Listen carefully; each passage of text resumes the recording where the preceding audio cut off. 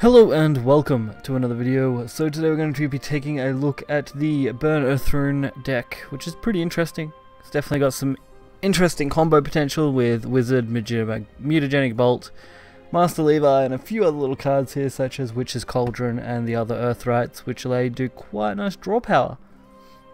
There are a couple different versions of this deck and I'm just going over one of them at the moment, and probably go over some more in the future. So we've got the Enchanted Library allowing us to draw our spells, which is basically just Demonic Strike and Mutagenic Bolt. So we have two options to draw into those, which is pretty good when you're looking for burn cards. The Wizard of Oz is the same sort of potential, so you're only drawing into the Demonic and the Mutagenic. The Witch's Cauldron, pulling anything, pretty good, along with Dwarf Alchemist, which allows us to pull the Earthrights. Levi is an amazing clear. The Earthright ability is crazy. And obviously, you know, the Wizard of Oz with Adjusted Straw and Spell Boosting to 1. Goblin Mage pulls Magical Illusionist or Time Worn, along with Dwarven Alchemist, which is probably the least thing you want to pull out of the three. And then, of course, Mage of Nightfall, just for its ambush and extra 4 damage when Earthright, which is pretty crazy. And obviously, you know, Halo Golem, burn 3. Can't go wrong with that card at all. So we'll get right into the games here, and we'll kick things off. So we have a game 1, which is a mirror, Rune v Rune.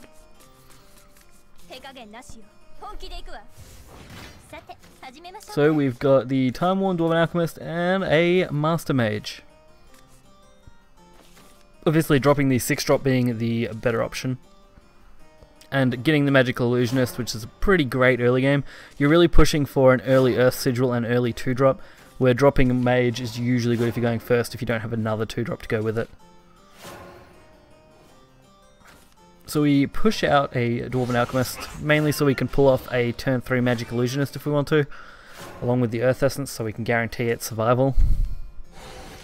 We do go for the Prince of Magic, banish an enemy follower. Not a big deal. So some of my plays aren't the best for this deck, obviously, you know, only just started kind of testing it out, but it is definitely enjoyable. You can pull off some pretty crazy things using Mutagenic Bolt and Master Mage. You can do full board clears, which is great. Same sort of thing with Mutagenic and Wizard of Oz, fit really nicely together on turn 6. And of course, you know, using the Earthrights to clear things off and replenish our stats. If you guys are interested in the Japanese sounds, obviously I've got a video for that went up recently, so make sure to check that out if you are interested. So we've got Sun Oracle of Pascal being played. So this is one variant of Earth Rune that's been going around at the moment that relies more on the boosting of stats.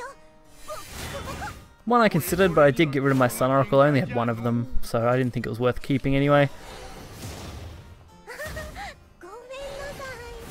And then obviously the Scrap Iron being a good play. And just using our extra points to put out the Mage.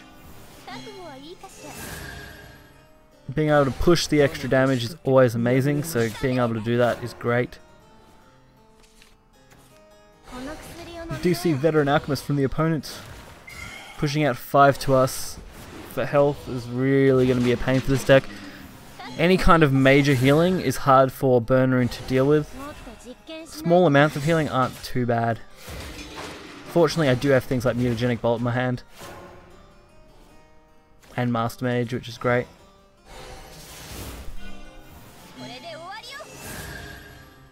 And I get a turn to push, you know, 10 damage to face with a 4/4 that can regenerate. And get the extra 2 from the rats, which is nice.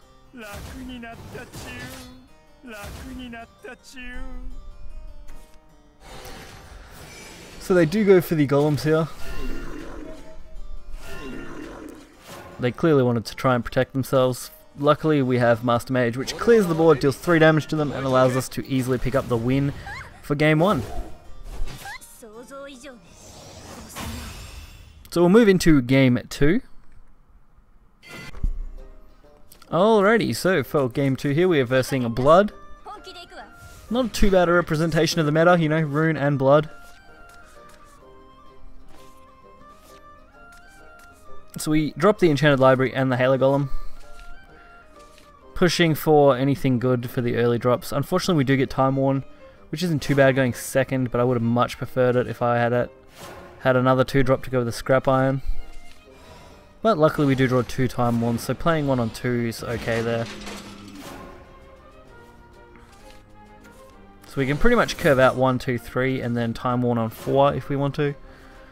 And since Blood didn't play anything turn 1 or 2, we don't really have a major risk of playing something. Fortunately they do go for the ward, which just means we leave it, we ignore it, and we let it clear off the 0-2 if they choose.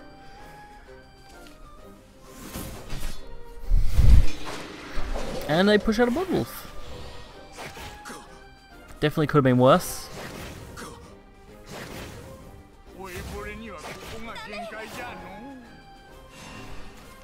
The good part about versing Blood is because you are doing burn damage, any damage they deal themselves can easily put them within lethal range. So you can easily pull off some crazy damage in the early game. And rats really hurt Blood quite badly, especially against Spawn. Transforming a Spawn into a rat, whew, what a great play that is. So they do go for Duke, trying to restrict what I can play, or clearing up board. Fortunately, they do end up getting a Diabolic Drain, making my whole board completely pointless. On the flip side, I decided just to deal as much burn damage as I can, holding out until Mage.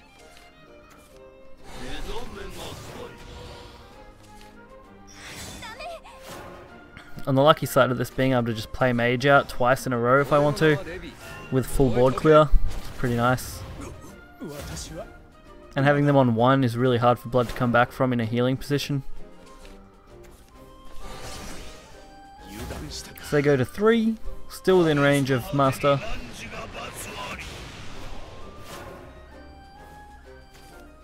Basically allowing Master Mage to hit them whether I had the Earthright or not. And that wins me game 2.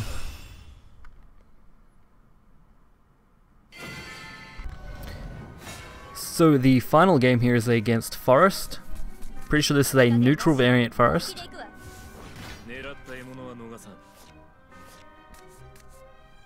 We start off with an average hand. Not too much I can do with it when you have Mage and Master in hand. And we finally draw into a Wizard of Oz. Or Wizardess of Oz, sorry. And we get a decent 2-drop with Magic Illusionist. So the Dwarven Alchemist Magic Illusionist combo is a really nice turn 2, turn 3 play. I really actually like playing it that way. I very rarely use Dwarf Alchemist as a draw for Earthrights. So you do play Unicorn Dancer. Not a big deal. And I decided just to ram the Goblin. I mean, their healing isn't going to do much for them at this point. And if they decide to trade into anything, I'm in a pretty alright spot.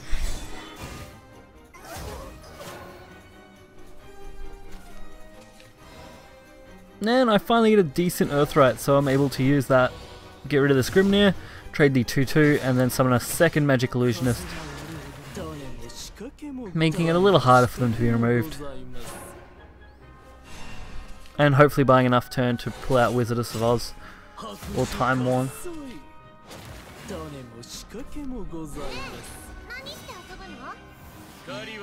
And the more we can draw out of our opponent, the better. The unfortunate part is I haven't managed to really do any damage. I've mainly just been trying to keep the board under control, so that Forest and stuff can't go crazy on me.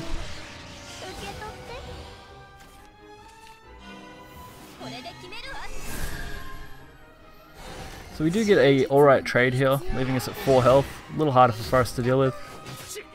Unfortunately, the Magician here isn't great. It's not really holding out.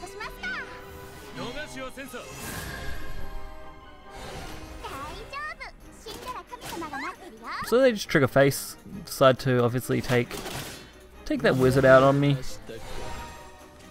and go for a double return. So returning the wizard in my hand isn't too bad.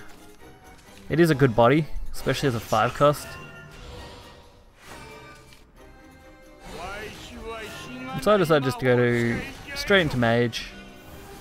Allow me to do 3 more damage and hopefully set up for either Master Mage or a Wizard if I decide to later on.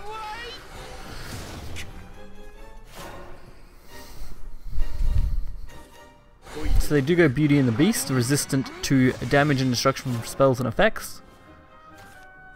Something I kind of just feel like ignoring for the most part. I do just play a Wizard here, get no draw, but we just play it out.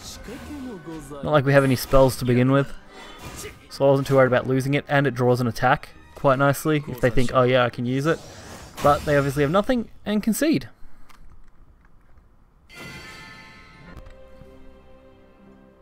So we'll spend a little bit of time to talk about this deck. We've got, you know, all the standard stuff that I mentioned at the start of the video, and my personal opinion on the deck, it's pretty strong with a little bit more refinement and maybe testing a few of the different variants of the deck.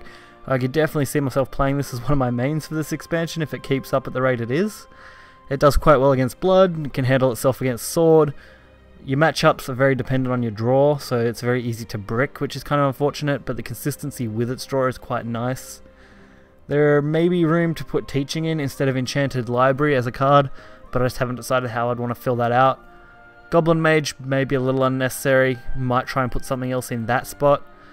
But it's just trial and error at the moment, and with the start of the new expansion, you never know what could end up performing well, so it's nice to see Rune getting a little love this expansion compared to last, but definitely more interesting, and keep up to date with the videos by liking and subscribing, and I'll catch you guys next time.